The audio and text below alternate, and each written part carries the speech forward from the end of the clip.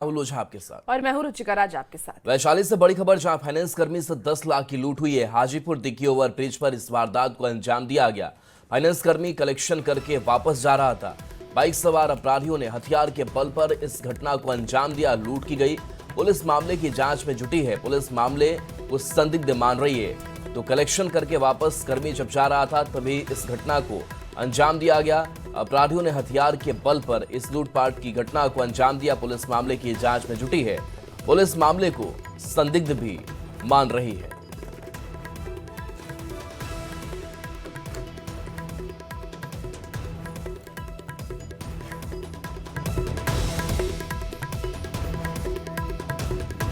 चलिए बात अब बिहार की सियासत की कर लेते हैं। तो देखिए, बिहार कांग्रेस के प्रदेश अध्यक्ष राजेश कुमार ने ये कहा है कि आरजेडी के साथ कांग्रेस का चुनावी गठबंधन था। हमारा गठबंधन संगठनिक नहीं था। और राजेश कुमार के बयान पर सियासत भी देखिए अब तेज हो गई है। आरजेडी प्रवक्ता मृत्युंजय तिवारी ने राजेश कुमार के बयान पर चिंता जताई तो एनडीए के नेता तंज कस रहे हैं। सवाल यह है कि क्या कांग्रेस आरजेडी का गठबंधन टूट गया?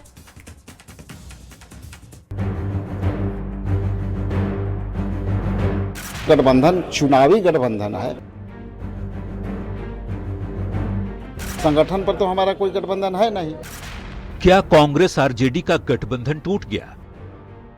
बिहार विधानसभा चुनाव में मिली करारी हार के बाद महागठबंधन के अंदर की खटपट बढ़ती ही जा रही है। कांग्रेस के एकला चलने की चर्चा के बीच बिहार कांग्रेस के प्रभारी राजेश कुमार ने 2 कदम आगे बढ़ते हुए कह दिया कि जो भी गठबंधन था वो चुनावी गठबंधन था, सांगठनिक नहीं। जहां तक गठबंधन की बात है तो गठबंधन चुनावी गठबंधन है। संगठन पर तो हमारा कोई गठबंधन है नहीं। कांग्रेस प्रदेश अध्यक्ष का बयान जाड़े के मौसम में बिहार की सियासत को बेहद गर्मा दिया है।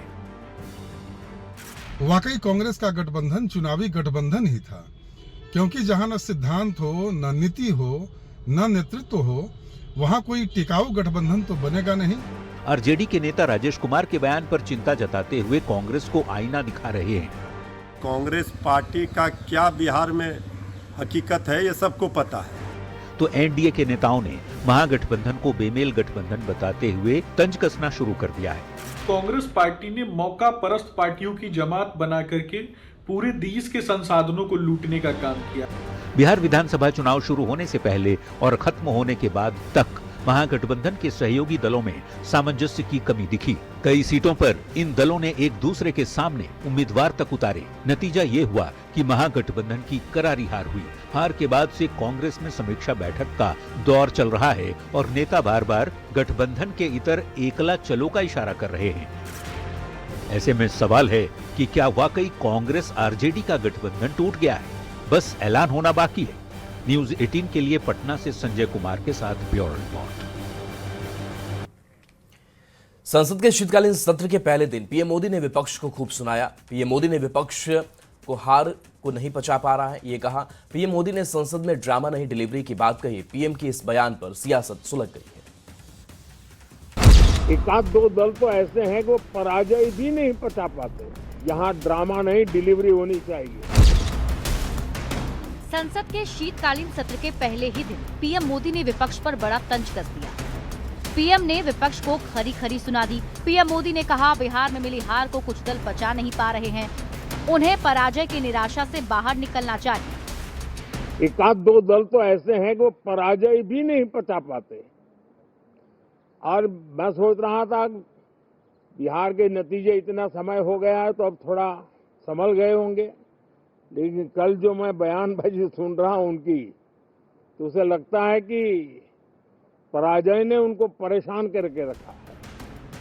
पीएम मोदी यही नहीं रुके, उन्होंने विपक्ष को बड़ी नसीहत दी। पीएम ने कहा ड्रामा करने की बहुत जगह होती है, संसद में ड्रामा नहीं डिलीवरी होनी चाहिए।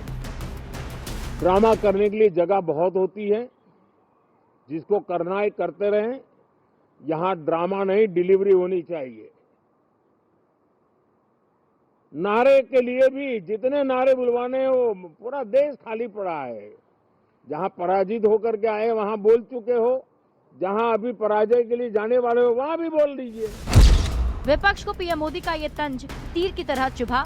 समाजवादी पार्टी के अध्यक्ष अखिलेश यादव, कांग्रेस सांसद प्रियंका गांधी और आरजेडी सांसद मनोज झा ने पीएम मोदी पर एक साथ हमला बोला। I suggest that urgent issues like what you said, pollution, other issues, SIR, which are it is a huge issue for democracy. What is going on?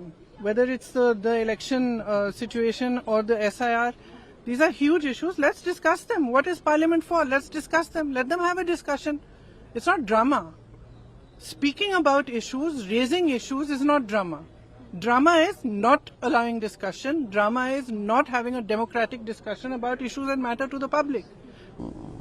Drama तो आप भी जानते हो कौन करता है। ये मुस्कुराहट बता रही है कि ड्रामा कौन करता है।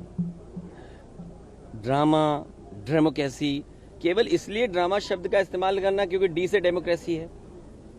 हम ये चाहते हैं कि सिंसियरिटी से काम हो एसआईआर पे और कोई भी मतदाता छूटे नहीं। जो ये जान जा रही है, ये भी ड्रामा है क्या? हमारे साथियों ये बताइए, जो बीएलओ ये जान चली गई जिनकी, तो ये क्या ड्रामा था कि जान जाना? पीएम ने अगर ऐसा यहाँ बोला है तो प्रेस कॉन्फ्रेंस बोलिए, कर लें। मतलब विपक्ष हार की हताशा में है और आपके अंदर कौन सी हताशा है? चुनाव मौलिक मुद्दों पर नहीं लड़के कट्टा, मंगलसूत्र, भैंस, मुजरा, ये प्राइम मिनिस्टर की गरिमा है।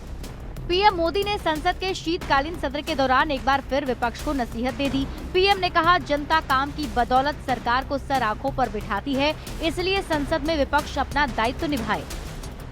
संसद ड्रामा, हंगामा और आरोप प्रत्यारोप के लिए नहीं होती है। संसद में ड्रामा नहीं, डिलीवरी चाहिए। Bureau report, news 18।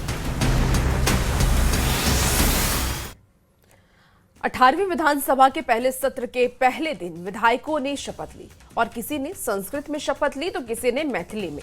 शपथ ग्रहण के दौरान कई तरह के रंग देखने को मिले हैं। ये रिपोर्ट आपको दिखाते हैं।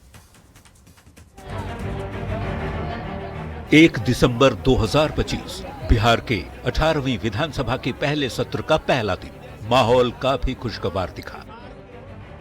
चेहरों पर मुस्कान के साथ विधायक सदन पहुंचे। सदन के गेट पर अपने साथियों के साथ पहुंचे मुख्यमंत्री नीतीश कुमार ने हाथ हिलाकर सबका अभिवादन किया।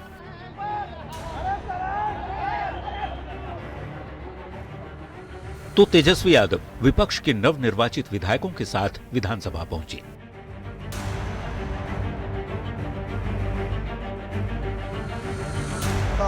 समय पर विधानसभा की कार्यवाही शुरू हुई और सत्र के पहले दिन 243 में से 237 विधायकों ने शपथ ली। प्रोटेम स्पीकर नरेंद्र नारायण ने सभी नवनिर्वाचित विधायकों को शपथ दिलाई। शपथ ग्रहण के दौरान अलग अलग रंग भी देखने को मिले। सबसे पहले सम्राट चौधरी ने शपथ ली। जिस पद को मैं ग्रहण करने वाला हूं, उसके कर्तव्यों का श्रद्धापूर्वक निर्वहन करूंगा। सम्राट ने तेजस्वी यादव से हाथ मिलाया तो सीएम नीतीश के पैर छूकर आशीर्वाद भी लिया। इसके बाद उप मुख्यमंत्री विजय सिन्हा ने और फिर तमाम मंत्रियों ने शपथ ली। इसी बीच रामकृपाल यादव का शपथ लेने के बाद तेजस्वी यादव से गले मिलने की तस्वीर ने सबका ध्यान खींचा।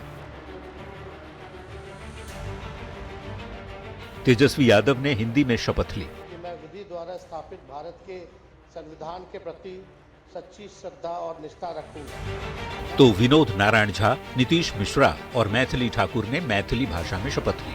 वहीं जेडीयू के नवनिर्वाचित विधायक और पूर्व मंत्री रत्नेश सदा ने संस्कृत में विधायकी की शपथ ली। संविधानम प्रति सत्याम श्रद्धाम निष्ठाम च धार्यसे भारतस्य प्रभुताम अखंडताम च। शपथ ग्रहण के दौरान नवादा से जेडीयू विधायक विभा देवी शपथ भी ठीक से नहीं पढ़ पाई।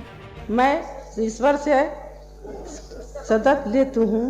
मैं ईश्वर कर विधि द्वारा। कुल मिलाकर कहें तो बिहार के 18वीं विधानसभा के पहले सत्र का पहला दिन काफी अच्छा, हंसी खुशी वाला रहा। न्यूज़ 18 के लिए पटना से शैलेंद्र कुमार, आनंद अमृतराज और अमित कुमार की रिपोर्ट। 18वीं विधानसभा के पहले दिन विधानसभा में बेहद खास तस्वीर दिखी। सीएम नीतीश और तेजस्वी के बीच आंखों ही आंखों में इशारा हुआ। दोनों के बीच इशारों में ही बात हुई तो मंत्री रामकृपाल यादव और तेजस्वी यादव गले मिलते नजर आए। मेल मिलाप और मुस्कुराहट ने सियासी कड़वाहट को दूर कर दिया।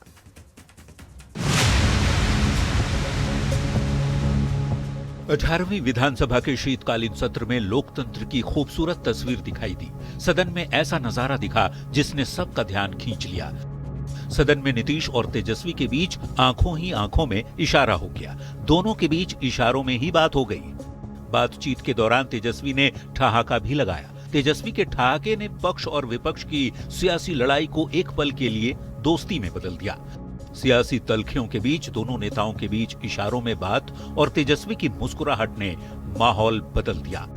नीतीश और तेजस्वी की इस मुलाकात और इशारों में हुई बात की सियासी गलियारों में खूब चर्चा हो रही है। अब जरा दूसरी तस्वीर देखिए। विधानसभा में विधायकों के शपथ ग्रहण के दौरान मंत्री रामकृपाल यादव तेजस्वी यादव से मिलने पहुंचे। दोनों ने एक दूसरे से गले मिलकर बधाई दी। तेजस्वी मुस्कुराते हुए रामकृपाल से मिले। रामकृपाल यादव ने तेजस्वी की पीठ भी ठोकी। एक जमाने में लालू प्रसाद के हनुमान कहे जाने वाले रामकृपाल यादव ने पाटलिपुत्र सीट से मीसा भारती को टिकट देने के बाद आरजेडी छोड़ बीजेपी का दामन थाम लिया था। 2014 में रामकृपाल यादव पाटलिपुत्र सीट से सांसद भी बने। 2024 में रामकृपाल ये सीट हार गए। फिर दानापुर विधानसभा सीट से बीजेपी की टिकट पर चुनाव जीतकर विधानसभा पहुंचे। तेजस्वी से मुलाकात पर रामकृपाल यादव ने क्या कुछ कहा, आप भी सुनिए। तेजस्वी जी खड़ा होकर के अभिवादन किए तो मेरा स्वाभाविक फर्ज बनता था कि उनको प्यार करूं, आशीर्वाद दूं, क्योंकि मेरा उस घर से अब सभी लोग जानते हैं कि 30-35 साल का रिश्ता है और तेजस्वी जी मेरे सामने बड़े हुए हैं, तो वो भाव उत्पन्न हो गया जो कभी था। ये सामान्य शिष्टाचार है, मगर हम एक दूसरे के खिलाफ हैं।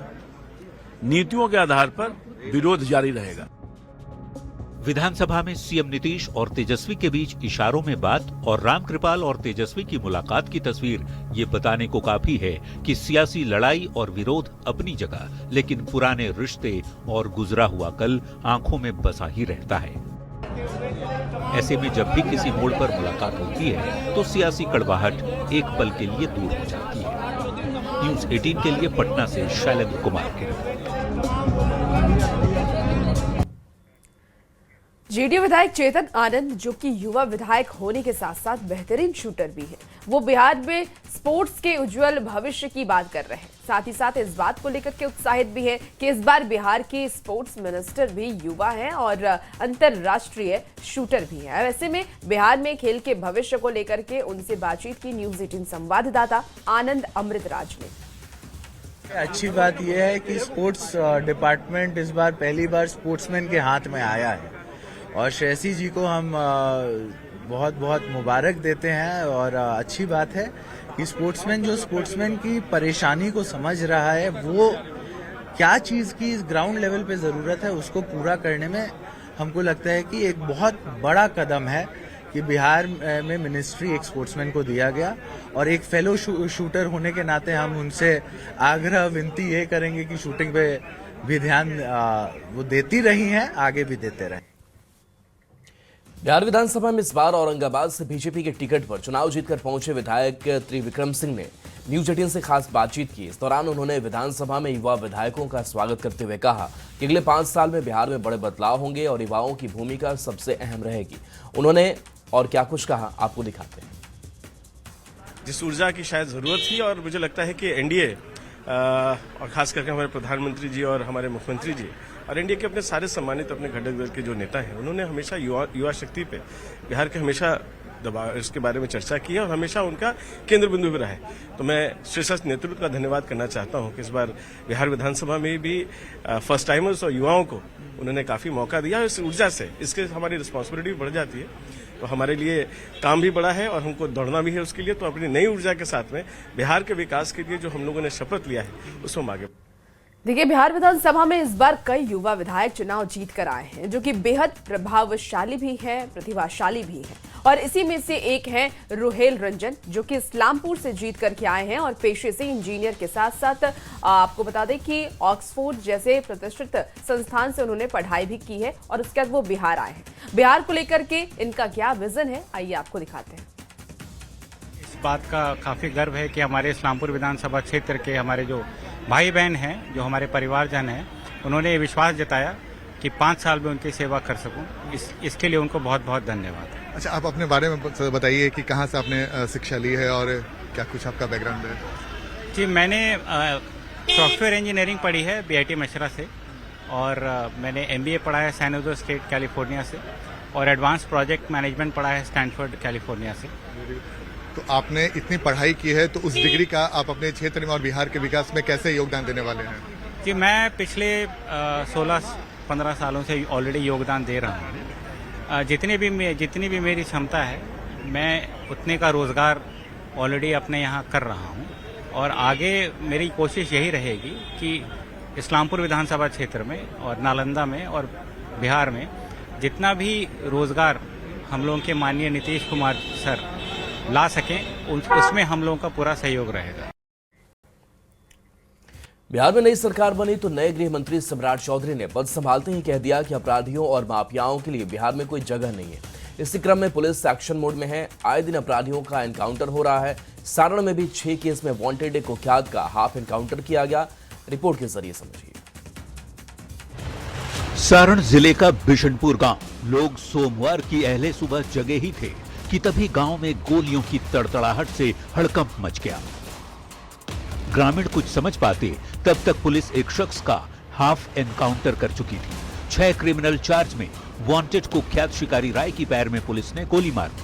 अपराधियों के खिलाफ पुलिस का ताबड़तोड़ एक्शन जारी है। स्ट्रेचर पर ले जाया जा रहा ये वही कुख्यात शिकारी राय है जिस पर हत्या और लूट के कई मामले दर्ज हैं। शिकारी राय का असली नाम नंदकिशोर राय है, जो गरखा के अख्तियारपुर का रहने वाला है। हाफ एनकाउंटर के दौरान पुलिस को 2 पिस्टल और 3 मैगजीन भी बरामद हुए। एसएसपी की माने तो पुलिस टीम पर फायरिंग करने के बाद आरोपी का हाफ एनकाउंटर किया गया। दरअसल रविवार को छपरा पुलिस लाइन के ठीक सामने भीष्म राय नाम के शख्स की शिकारी राय ने ही हत्या की थी। पूरी वारदात वहां पर लगी सीसीटीवी फुटेज में कैद हो गई थी। आधा दर्जन से ज़्यादा कांडों के बारे में जानकारी मिली है और ये लोग जो है पैसे लेकर के अपराध किया करते थे, ऐसी बात सामने आई है और इनके ऊपर जो है कार्रवाई की गई है। कल की जो मर्डर की घटना हुई उसमें हमने भी यही देखा है कि इसका सीसीटीवी फुटेज और वीडियो लोकेशन जो लेकर के हम लोगों ने कार्रवाई करी, जिसमें जो है रात में जो है जब हथियार बरामदगी हो रही थी उसी वक्त जो है इसने फायर करना शुरू किया था। तो पुलिस ने जवाबी कार्रवाई करते हुए जो कि गोली पैर में लगी है उसको और उसको हम लोग यहाँ लाए हैं इलाज के लिए और आगे कार्रवाई की। मैसेज क्या है सर, इस तरह से अपराधियों को लगातार मैसेज स्पष्ट है। सारण पुलिस, बिहार पुलिस, हम लोग किसी भी तरीके से अपराध को बर्दाश्त नहीं करेंगे। अगर गोली चलेगी तो गोली का जवाब गोली से दिया जाएगा और जो शांतिप्रिय लोग हैं उनसे हम लोग शांतिपूर्वक वार्ता भी करेंगे। मकसद एक ही है, यहाँ कानून का राज स्थापित करना है, जो हम लोग लगातार प्रयासरत हैं। एसआईटी की टीम शिकारी राय को गिरफ्तार करने बिशनपुर गांव पहुंची थी, पर उसने अचानक पुलिस पर फायरिंग करनी शुरू कर दी। पुलिस की जवाबी कार्रवाई के दौरान एक सब इंस्पेक्टर सुमन कुमार भी गोली लगने के चलते जख्मी हो गए। उनका इलाज जारी है। पुलिस की पूछताछ में बदमाश शिकारी राय ने स्वीकार किया है कि हत्या उसी ने की थी। उसके बयान के आधार पर दूसरे आरोपियों की धरपकड़ में पुलिस जुटी है। न्यूज 18 के लिए छपरा से संतोष गुप्ता की रिपोर्ट।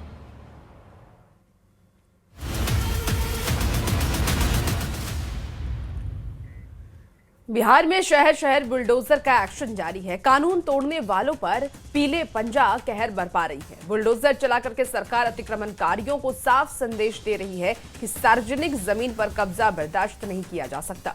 लोगों के हित में अतिक्रमण हटाना अब जरूरी हो गया है। ये रिपोर्ट आपको दिखाते हैं।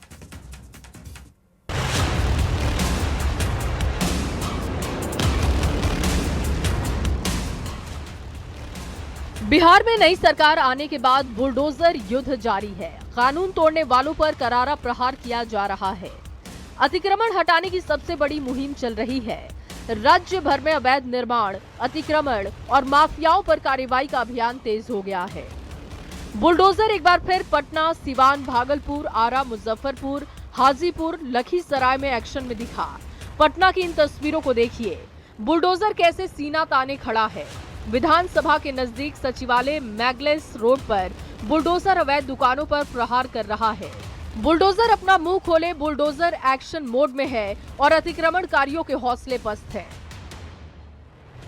सिवान में भी पीला पंजे ने अतिक्रमणकारियों पर कहर बरपा दिया। गोपालगंज मोड़ से तरवारा मोड़ तक जो भी सड़क किनारे दुकानें लगाई गई थी उसे तहस नहस कर दिया। आप इन तस्वीरों में देखिए अवैध दुकानों को पीला पंजा कैसे अपना शिकार बना रहा है। बुलडोजर एक्शन से अतिक्रमणकारियों में अफरा तफरी है। भागलपुर में भी शहर के अलीगंज चौराहे से लेकर लोहिया पुल तक सड़क किनारे अतिक्रमण कर दुकान लगाने वालों को चेतावनी दी गई। लोगों से अपील की गई कि वो अतिक्रमण हटाओ अभियान में सहयोग करें, नहीं तो बुलडोजर एक्शन शुरू होगा। बिहार में शहर शहर बुलडोजर का एक्शन जारी है। अतिक्रमणकारियों और कानून तोड़ने वालों को सरकार बख्शने के मूड में नहीं है। हर शहर में बुलडोजर सीना ताने अतिक्रमणकारियों पर ताबड़तोड़ वार कर रहा है। ऐसे में ये जानना जरूरी है कि अतिक्रमण हटाना क्यों जरूरी है। सड़क किनारे की जमीनों को लोग जबरन कब्जा किए रहते हैं, इससे जाम की समस्या पैदा होती है। ऐसे में अतिक्रमण हटाना जरूरी होता है। सार्वजनिक जमीन, सड़क, फुटपाथ और सामुदायिक जगह आम जनता की होती है। ऐसी जगहों पर कोई कब्जा कैसे कर सकता है? रास्ता छोटा होने से सड़क सुरक्षा को लेकर खतरा पैदा होता है। इमरजेंसी में गाड़ियां आने जाने में दिक्कत का सामना करती हैं। ऐसे में अतिक्रमण पर वार करना जरूरी हो जाता है। बिहार में अतिक्रमण एक बड़ी समस्या है। ऐसे में सरकार कानून तोड़ने वालों को साफ संदेश दे रही है कि अभी भी मौका है, सुधर जाओ। Bureau report, news 18।